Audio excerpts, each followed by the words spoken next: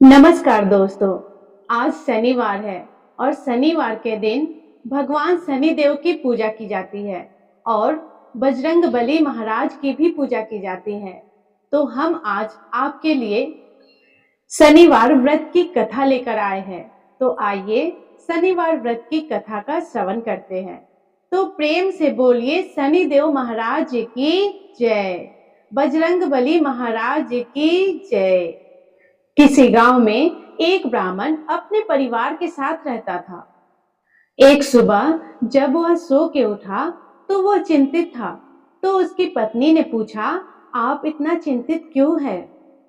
तब ब्राह्मण ने कहा कि आजकल रोज मुझे एक व्यक्ति नीले कपड़े पहने हुए दिखता है और कहता है मैं तुझे लगूंगा।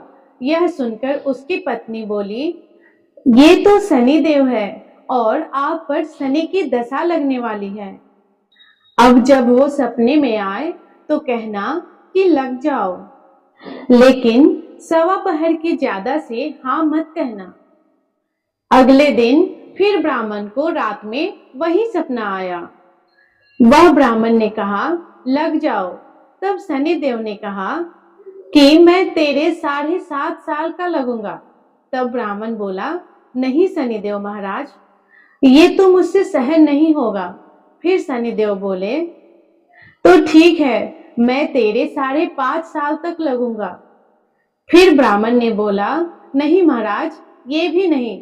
फिर शनिदेव ने कहा कि ठीक है, मैं तेरे 2.5 बरस लगूंगा। तब फिर ब्राह्मण ने कहा कि नहीं महाराज, मैं ये नहीं झेल पाऊंगा। ऐसा करते करते शनिदेव ने कहा कि सवा पहर की दशा तुझे झेलनी ही पड़ेगी। इस पर ब्राह्मण ने हाँ कर दी। सुबह उठकर ब्राह्मण ने सारी बात अपनी पत्नी को बताई और बोला, मुझे सवा पहर की दशा लग गई है। तू मुझे सोने के 2 टके दे दे। मैं जंगल में जाता हूँ और वहां बैठकर पूजा पाठ करूंगा और समय होते ही मैं वापस आ जाऊंगा। तू घर पर ही रहना, बच्चों को बाहर मत जाने देना, किसी से झगड़ा मत करना। ऐसा कहकर ब्राह्मण जंगल में चला गया। वहां पूजा पाठ करने लगा। 1 प्रहर बीत गया। ब्राह्मण ने सोचा कि 1 प्रहर तो बीत गया, अब थोड़ी ही देर बचा है, ये तो रास्ते में ही बीत जाएगा। ऐसा सोचकर वह घर की ओर चल पड़ा। परंतु शनि की दशा से कौन बच सका है? शनिदेव ने रास्ते में मतीरे लगा दिए। ब्राह्मण ने सोचा, बच्चे के लिए मतीरे ले चलता हूँ। ब्राह्मण ने माली को आवाज लगाई, पर वहां पे माली नहीं आया। तब ब्राह्मण ने 1 सोने के टके वहां रखकर 2 मतीरे तोड़ लिए और उसे थैले में रखकर वहां से चल दिए। तब शनिदेव राजा के सैनिक का भेष धरकर वहां आ गए और बोले, ये तेरे थैले में क्या है?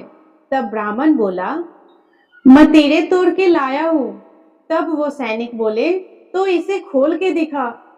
जैसे ही सैनिकों ने थैलों को खोला, वैसे ही उसे राजा के 2 पुत्रों के सर दिखे। तब वो ब्राह्मण को पकड़कर राजा के पास ले गए। तब सैनिक ने बोला कि इसने आपके दोनों पुत्रों को मार डाला है। इस थैले में उनके सिर है। यह सुनकर राजा के होश उड़ गए और वो बोला कि इस ब्राह्मण को फांसी पर लटका दो। जब ब्राह्मण को फांसी दी जाने लगी, तब ब्राह्मण बोला, मैं अपना पूजा पाठ कर लूं, फिर फांसी पर लटका देना, यह मेरी आखिरी इच्छा है। तब राजा बोला, ठीक है। अब ब्राह्मण के दशा का जो थोड़ा समय बचा था, वो उसके पूजा पाठ करने में पूरा हो गया। और उधर राजा के दोनों लड़के शिकार खेलकर वापस आ गए। उन्हें देखते ही राजा हैरान हो गया और वो सोचा, ये क्या, मेरे दोनों बच्चे तो जिंदा है। राजा ने ब्राह्मण की फांसी रुकवा दी और बोला, तूने ये क्या जादू टोना किया है? तब ब्राह्मण ने बोला कि महाराज, मैंने यह कोई जादू टोना नहीं किया है। ये तो मुझ पर शनि की दशा लगी थी, ये उसी का परिणाम है। राजा ने पूछा कि दशा लगने पर क्या उपाय करना चाहिए। तब ब्राह्मण ने कहा, यदि राजा की दशा लगे तो काले हाथी का दान करना चाहिए। किसी सेठ या साहूकार को लगे तो काले घोड़े को दान करना चाहिए। साधारण गृहस्थ को लगे तो वो काले कुत्ते को तेल से चुपड़ी रोटी खिलाए। पीपल में जल सींचे और कथा कहानी कहे और सुने। इसके बाद राजा ने ब्राह्मण को छोड़ दिया। ब्राह्मण जब घर पहुंचा तो उसकी पत्नी ने पूछा कि थैले में क्या लाए हो। तब ब्राह्मण ने बोला कि मैं मतीरे लाया हूं अपने बच्चों के लिए। जब ब्राह्मणी ने थैलों को खोल के देखा तो मतीरे की जगह धन दौलत भरा हुआ था।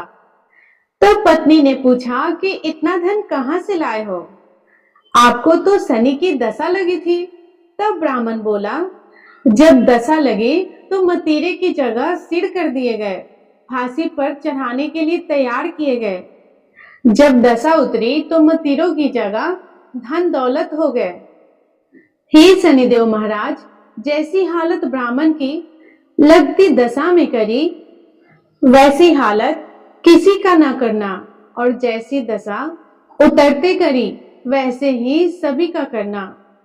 तो प्रेम से बोलिए शनिदेव महाराज की जय, पवन पुत्र हनुमान की जय। तो प्रिय श्रोताओं, अब सुनते हैं शनिवार व्रत की दूसरी कथा। पौराणिक मान्यता के अनुसार प्राचीन समय में एक बार की बात है। सभी 9 ग्रह जो कि सूर्य, चंद्र, मंगल, बुध, बृहस्पति, शुक्र, शनि, राहु और केतु है, उनमें इस बात को लेकर विवाद छिड़ गया कि हम सब में सबसे बड़ा कौन है। सभी लड़ने लगे। कोई कहता कि मैं बड़ा हूं तो कोई कहता कि मैं बड़ा हूं, और कोई निर्णय नहीं हो पा रहा था। कोई निर्णय ना होने पर देवराज इंद्र के पास निर्णय कराने पहुंचे। इंद्र इससे घबरा गए और इस निर्णय को देने में अपनी असमर्थता जताई। परंतु उन्होंने कहा कि इस समय पृथ्वी पर राजा विक्रमादित्य हैं, जो कि अति न्यायप्रिय है। वे ही इसका निर्णय कर सकते हैं। सभी ग्रह एक साथ राजा विक्रमादित्य के पास पहुंचे और अपना विवाद बताया, साथ ही निर्णय के लिए कहा। राजा इस समस्या से अति चिंतित हो उठे, क्योंकि वो जानते थे कि जिस किसी को भी छोटा बताया वही कोपित हो उठेगा। तब राजा को एक उपाय सूझा। उन्होंने स्वर्ण, रजत, कांस्य, पीतल, सीसा, रांगा, ज्येष्ठा, अभ्रक और लोहे से 9 सिंहासन बनवाए और उन्हें क्रम से रख दिया।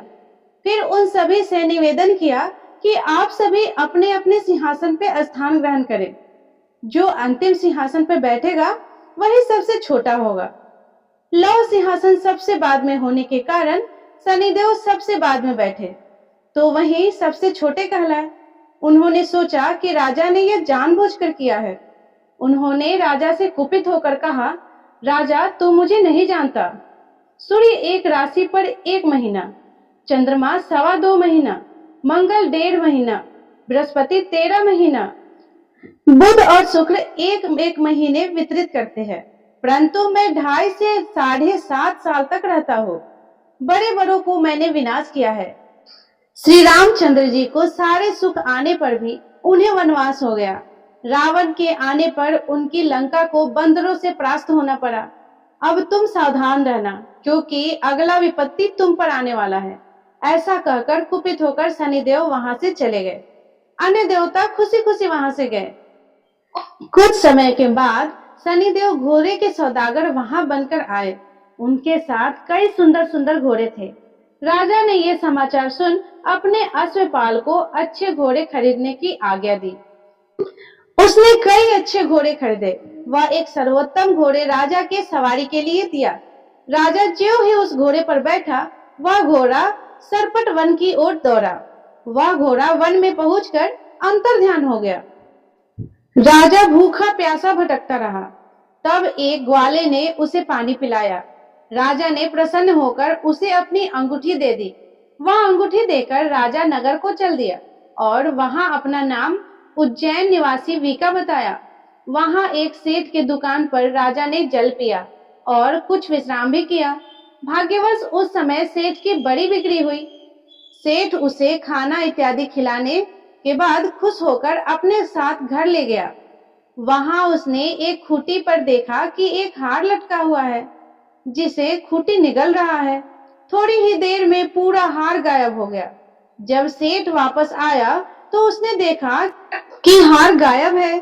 उसने समझा कि वीका ने उसे चुराया है। उसने वीका को कोतवाल के पास पकड़वा दिया। फिर सेठ ने उसे चोर समझकर उस वीका का हाथ पैर कटवा दिए। वह चोरगिया बन गया और नगर के बाहर फेंकवा दिया गया। वहां से एक तेली निकल रहा था, जिसे दया आई और उसने वीका को अपनी गाड़ी में बैठा लिया। वह बैलों को ढांकने लगा। उस समय तक राजा के शनि दशा समाप्त हो गई। वर्षा काल आने पर वह मल्हार गाने लगा। तब वह जिस नगर में था, वहां की राजकुमारी को वह मल्हार इतना भाया कि उसने मन ही मन प्रण कर लिया कि उस राग को गाने वाले से ही विवाह करेगी। उसने दासी को उस मल्हार गाने वाले को ढूंढने के लिए भेजा। दासी ने बताया कि वह चौरगिया है, परंतु राजकुमारी नहीं मानी। अगले ही दिन से वह इस बात के अनशन पर बैठ गई कि वह विवाह करेगी तो उसी से ही करेगी, अन्यथा किसी से न करेगी। उसे बहुत समझाने पर भी जब वह न मानी तो राजा ने उस वीका को बुलाया और विवाह की तैयारी करने को कहा। फिर उसका विवाह राजकुमारी से हो गया। तब एक दिन सोते हुए राजा से शनिदेव ने स्वप्न में कहा, राजन, देखा तुमने मुझे छोटा बताकर तुमने कितना दुख झेला। तब राजा ने उनसे क्षमा मांगी और प्रार्थना किया कि हे शनिदेव, जैसा दुख आपने मुझे दिया है किसी और को ना देना। शनिदेव मान गए और कहा कि जो कोई भी मेरा कथा सुनेगा और व्रत करेगा, उसे मेरी दशा में कोई दुख ना होगा। जो नित्य मेरा ध्यान करेगा और चींटियों को आटा डालेगा, उसके सारे मनोरथ पूर्ण होंगे। साथ ही राजा को हाथ पैर भी वापस आ गए। प्रातः आँख खुलने पर राजकुमारी ने देखा तो वह आश्चर्यचकित रह गई। वीका ने उसे बताया कि वह उज्जैन के राजा विक्रमादित्य है। सभी अत्यंत प्रसन्न हुए। सेठ ने जब सुना तो वह क्षमा मांगने लगा। राजा ने कहा कि वह शनिदेव का कोप था, इसमें किसी का कोई दोष नहीं था। सेठ ने फिर भी निवेदन किया कि मुझे शांति तभी मिलेगी जब आप मेरे घर चलकर भोजन करेंगे। सेठ ने अपने घर नाना प्रकार के व्यंजनों से राजा का स्वागत किया। साथ ही लोगों ने देखा कि जो खूंटी हार निगल गई थी, वही अब उसे उगल रही थी। सेठ ने अनेक मौके देखकर राजा का धन्यवाद किया और अपनी कन्या से विवाह करने का प्रस्ताव रखा। राजा ने सहर्ष स्वीकार किया। कुछ समय पश्चात राजा ने अपने दोनों रानियों मनभावनी और श्री गौरी के साथ उज्जैन नगरी को चल दिए। वहां पुरवासियों ने सीमा पर ही उनका स्वागत किया। सारे नगर में दीप जलाए गए और खुशियां मनाई गई। राजा ने घोषणा की कि मैंने शनिदेव को सबसे छोटा बताया था, वही सर्वोपरि है। तब से सारे राज्य में शनिदेव की पूजा और कथा निवृत्त होने लगी। सारी प्रजा ने बहुत समय खुशी और आनंद के साथ बिताया। जो कि शनिदेव के इस कथा को सुनता है और पढ़ता है, उसके सारे दुख दूर हो जाते हैं। तो बोलिए शनिदेव महाराज की जय। तो प्रिय श्रोताओं, ये थी शनिदेव की व्रत कथा, शनिवार की व्रत कथा। अगर आपको ये कथा पसंद आई हो तो वीडियो को लाइक करें, शेयर करें और अगर चैनल पे आप नए हैं तो सब्सक्राइब करना बिल्कुल ना भूलें और कमेंट में जय शनि महाराज अवश्य लिखें। धन्यवाद।